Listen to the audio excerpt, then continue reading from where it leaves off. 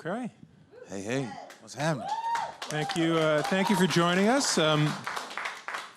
You know, we were just backstage. We just saw the video for your song with Tori Kelly, "I'll Find You." Yeah. It came on, and you were like, "I don't feel like crying right now." Yeah. Tell me, just before we get started and talk more about the upcoming album, All Things Work Together, out in September. Yes. Tell me how that song and that video came together. So the song, I knew my DJ Official, who's my DJ for years, was battling cancer, and I knew I wanted to write something to encourage him, just something that was dedicated to him. And at the time, Frank E., the producer of that song, had a family member as well battling cancer. So it kind of came together as a song to like, hey, let's just encourage them to like keep going, keep fighting, keep holding on. Unfortunately, my DJ Official passed away, and but I still wanted the song out there. I still wanted it because, you know, there's family members, there's friends, other people who just still needed the encouragement to keep fighting. And so that's kind of the premise. And then, of course, Tori was one of my great friends, and we recorded about 4 or 5 songs together. And this is the one that made sense. And so that's how the song came about. And when it came time to make the video, the decision to feature in the video some patients, children who are patients and are at St. Jude's, right? Right. How did that come about? So what's interesting is, you know, a few of them I've gotten to hang out with and had some, you know, me and D, the tall kid, we had a little freestyle competition. I was gonna take it easy on him, but he could really rap. So I was like, oh, I gotta bring my A game. But it was just cool. Even in the hospital, people want to come at you. Right, exactly. But you know, I thought it specifically made sense to feature them just because I didn't want people to think this is like some ethereal thing or something that's just out there, like, oh, like people are sick, and I wanted them to see, like, no, these are real people who, you know, are fighting to hold on, and also I wanted the song to be more than just a moment, like, oh, I heard the song, it touched me, but like, no, when you hear this song, there's an opportunity for you to, you know, let those emotions lead you to give, or let those emotions lead you to, you know, support somebody who's currently battling terminal illness. You know, the song and the video obviously both have a spiritual underpinning, a spiritual message. Sure. And when I was, I mean, I know your work well, but when I was preparing for this and reading about you, I saw a couple articles that referred to what you do as gospel rap, which is a real thing. There are people who do that. Sure. You're not one of them. Right, and I'm glad you made that distinction. I have no problem with people who want to do gospel or gospel rap or contemporary Christian or any of those particular things. I just think there needs to be a place for people who love God, have a relationship with God, but don't necessarily want to make gospel or contemporary Christian music.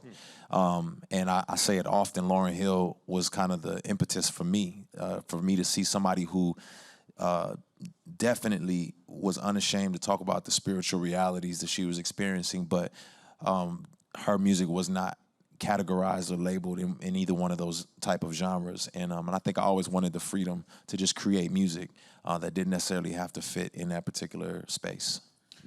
This is album number 8 for you. Yeah. Unless we count the mixtapes, I'm not sure why we shouldn't. So maybe it's album number 11. Well, that's a lot of music. So you work hard. That's a lot of music. You've been at this for a minute.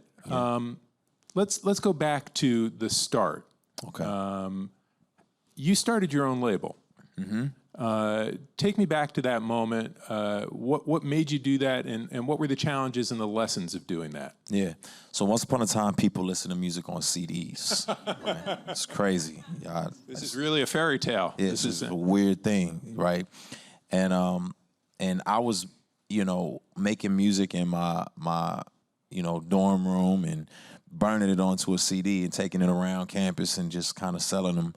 And this would be the early 2000s? Yeah, early 2000s. And so my partner, Ben, my business partner now, he had heard some of these songs and he was like, man, this is really good. Like, you know, we need to keep this stuff going. And so I was making music and volunteering at a detention center, and that's kind of where I would experiment and try stuff out. I mean, they didn't have anywhere else to go, so it was a captive audience. Literally speaking, okay.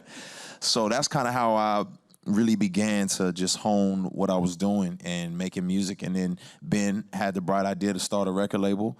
The first project was my album, Real Talk, and I remember licking envelopes and stuffing them and shipping them off all over the country. I think somebody wanted one in Australia, and we were like, we can't afford the postage. But it was just a cool thing just to kind of start from scratch and just, kind of put your views and your thoughts and everything you were learning to music and to have people respond to it. We've already talked a little bit about your spiritual side and your hip-hop side and how you combine those two things. You really did grow up loving hip-hop. Absolutely. You had a spiritual awakening. This is something, your love for hip-hop is something you've talked about. I'm not sure I've ever interviewed a rapper who's given a TED Talk before. But I'm an anomaly, man. Okay, but you have a fascinating one where you go into depth about the roots, as you see it, of the hip hop you grew up on, and as Sure. you say, you were raised in part by Lil Wayne, Jay-Z. Yeah. Talk to me about that. Yeah, I mean, I'm a product of hip hop, so I have two older cousins who are huge hip-hop aficionados who love hip-hop, and they really appreciated the culture, and they kind of instilled that into me. And so I grew up on it, and I grew up seeing them break dance in the front yard and all these type of things. So for me, it was a culture that I could see myself a part of. When I watched music videos, I saw reflections of my own environment.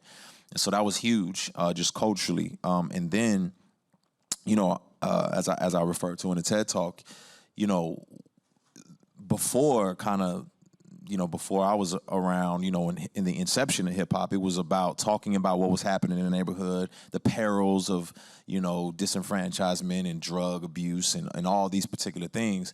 And then what ends up happening, long story short, is, the community gets ravished by, drugs. And now the vocal people on the microphone are people who had to survive in these disenfranchised communities by selling drugs. And they've seen a lot of crazy stuff. They got war stories.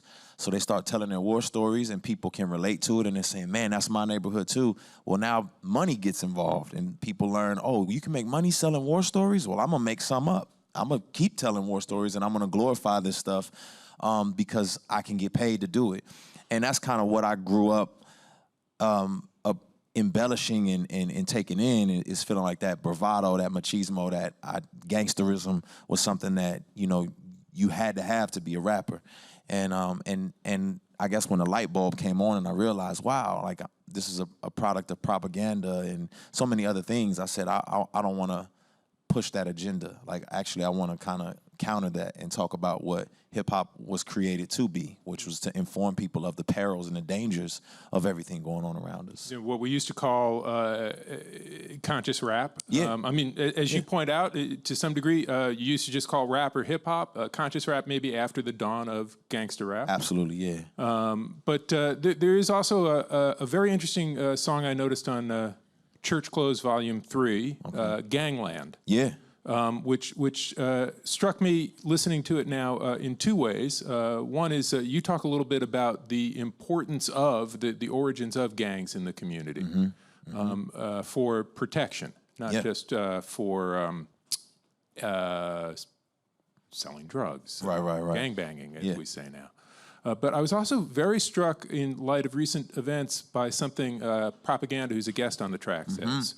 That there is a high school in Alabama, Robert E. Lee High School, with a public high school with a black population of over 80%. And I looked this up online, and I was struck by the fact that that is one of 9 public high schools named after Robert E. Lee. Would have been 10, but Houston changed theirs last year. Right. And so, you really, you're frequently called on to address current events. Yeah. You've written several guest columns for Billboard. But in part that's because your music, I mean, you've really been addressing these issues as they happen, sometimes in this case, before they bubble up into mainstream attention the way things have given Charlottesville recently. Absolutely. Yeah, that's a part of being a griot, of being a prophet, of being somebody who cares about the community and the state of society. And, you know, I always, you know, admired the sociologists of the world because of their ability to kind of navigate what was happening in culture and then communicate it so that the general public can understand it and hear it. And so I try to do that as much as I possibly can. And as it pertains to, you know, American culture and systemic oppression and disenfranchisement, I think those are issues that we tend to just kind of dance around a lot. And there's not a lot of attention brought to them. Well, on the coastal sides of the United States, there's a lot of attention brought to it, right? But I exist in the middle, you know what I mean? And I think, you know, conservatives listen to what I have to say at times. They're kind of like, well, what does he think? You know, and so I'm like, well, I'm going to tell you some stuff that you probably is going to disrupt your whole situation. And but I always try to, you know, keep it from being visceral and just, you know, deconstructive anger. I want to use constructive anger. So that's one of my things I always tell people is use constructive anger when you're talking about disenfranchisement and oppression, because let's stop on that for a second. Yeah. What does that mean to you? Use constructive anger. Constructive anger is anger that builds something in light of, you know, something you're upset at. So I would say constructive anger is you see what do you call it? Sex trafficking, and you say this has to stop, and you kick in the door and you snatch those girls or boys out of there, and you know you pin that guy down and you say, you know, take him away. So that could include direct action. Then. Right, that's what you're saying. It could be direct action. Constructive anger could be, I'm so upset at what's happening in this community, like I'm gonna build a school. You know what I mean? I'm just so mad, I'm building a school. And that's constructive anger. It's using your anger in a constructive way, instead of tearing down stuff. And, you know, as Martin Luther King said, riots are the voice of the unheard. And I think when people feel unheard, they don't know how to use that anger in a constructive way. So they use it in a destructive way. Yeah. Really interesting. I want to get to the new album, All Things Work Together, which is your first with Columbia, now a partner with your label. Is that correct? That's correct, yeah. What brought about the transition after years of working on your own, although with some distribution through the major label system? Sure. You decide on album 8. Let's move forward. Let's work together with a major. Why? Good question. I think it was important for us to retain our identity, retain our views and what we wanted to do as a label, as an independent label. So any partner that we connected with would have to respect that, we knew what, you know, kind of our fan base appreciated about, you know, who I was and who I am. And so Columbia respected that. We also knew I never wanted to be the type of label where the artist / owner gets all the attention and all of the, you know, resources. And so I didn't want anybody else on my label to feel slighted. So I thought it would be great to relieve my label and put some of that on the shoulders of another label. And then the biggest thing is just them being able to reach a demographic and a wider, you know, spectrum of people that we probably had capped out on, you know, and so this is what Columbia does. Let's be clear, your last album did debut at #1 on the Billboard charts. It did. So thanks to y'all. If you capped out on that audience, you capped out at the top. Right on. I'll take that. So reaching a broader audience, you have a single leading up to this with Tori Kelly. You have one with Travis Scott. Ty Dolla $ign. I'm sorry. Excuse me. Yeah. Ty Dolla $ign. Filing stuff under T. It's all right. They probably don't. They're probably grateful that you would compare them like that. So, yeah.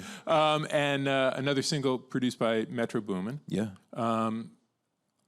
Are you gearing up for the next level? And if so, what's that going to look like to you? Yeah, it's always funny because I think I look at everything as kind of like stair steps, but I'm not sure where they lead necessarily. So it's kind of like, oh, there's another step you can take. So I take that step, and then I look up, I'm like, oh, there's another step, and I take that step. So I think for me, you know, there's a lyric on the album where they say the sky's the limit, but to me that's a limitation, and so I'm just trying to see how far and how wide and how broad, you know, God will let me go, and that's it's all fun for me, and it's all a great opportunity, and you know, it's a big world out here, you know. Leading up to the album, you've put out several videos, chapter 1, 2, 3, and 4. Chapter 1, Journey.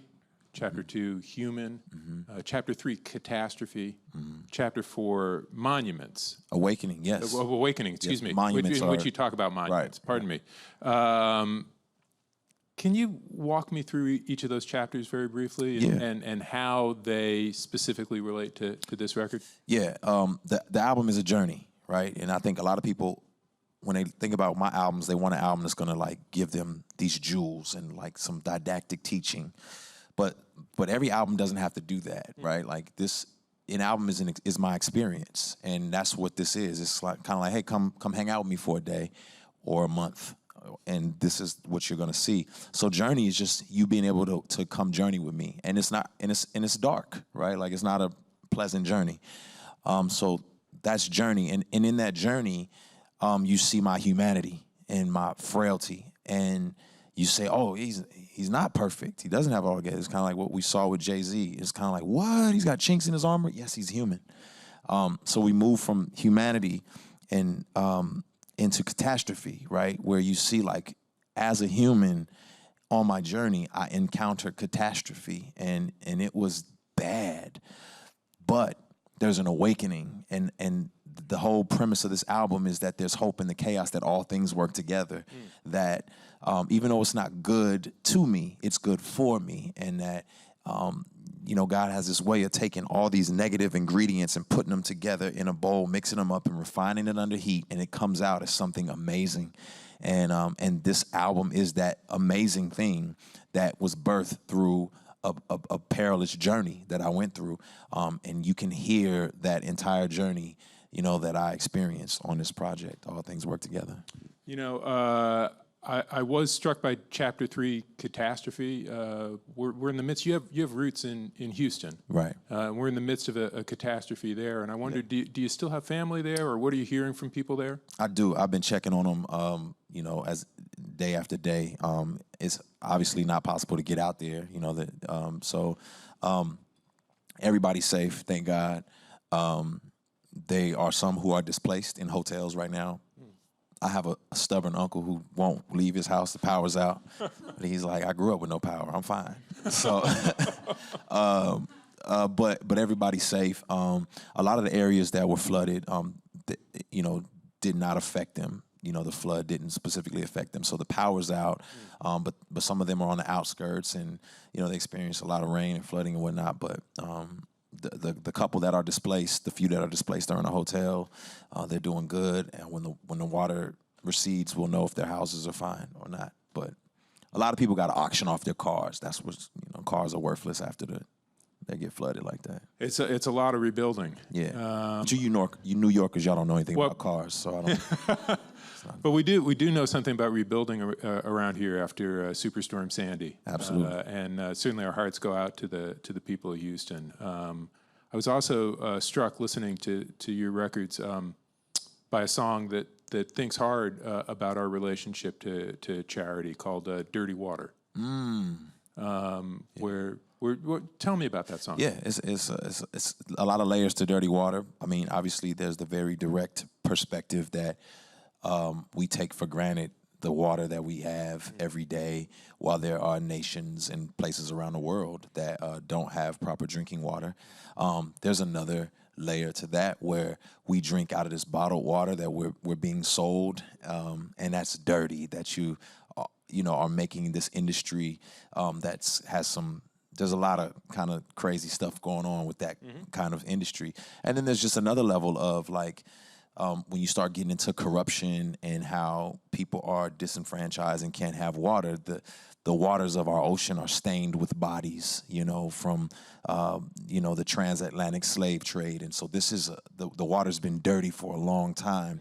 And it's us having to realize that, oppression and imperialism has been going on for a long time. And that's what keeps this kind of infrastructure going where people are in need of water. Yeah. We've got time for some questions from the audience. Yeah. Got one right up front. Back. Go Knicks. Hi, my name is Mikkel. I just got back from overseas like 3 weeks ago, and I saw you about a month and 2 weeks ago. I was telling my fiance that you did Welcome to America.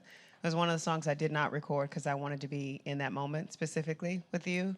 But I was wondering, how did that come about? Do you have a connection with the military? Where were you at? Kuwait. Yeah, that's what's up. I saw you in Kuwait. Yes. That's crazy. That's wild. They asked, I said, absolutely. They say, are you serious? Because we can't get artists to come out here. I was like, why not? But I think it's because it's Kuwait, well, for one. But then just you gotta humble yourself to do some of those shows. You know what I'm saying? It's a different situation. It's not bright lights and great sound equipment.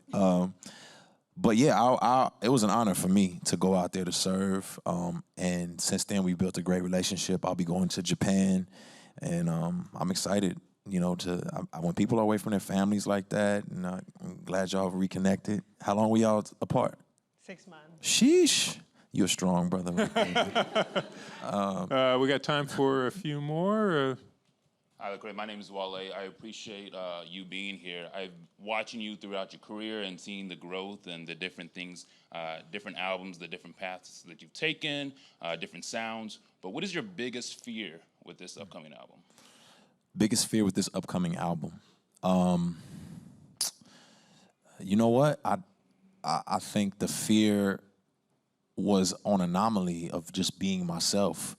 And I kept telling people, I just want to be myself. I want to be myself. I want to be myself. I'm an anomaly. I'm an outsider. And this album, I'm just being myself. And so that's what they're really going to see. Like, oh, okay, this is him. So I'm really letting people in. It's a really vulnerable place. And I guess as anybody, you fear, like, what will they think when they really see me? You know what I mean? So, yeah. Wade-o. Cray, how you doing, bro? Wonderful, brother. Always good to see you, man. Yeah, absolutely. You have a song on the new album. It's actually one of my favorite ones that you've ever made. It's called Destination. Yeah. Can't Stop Me Now. And one of the things you talk about on there is how you were struggling with your faith. Mm-hmm. And can you just kind of talk about some of the events that led up to you hitting that point, and then what kind of turned the corner for you to kind of get back to obviously where you are now?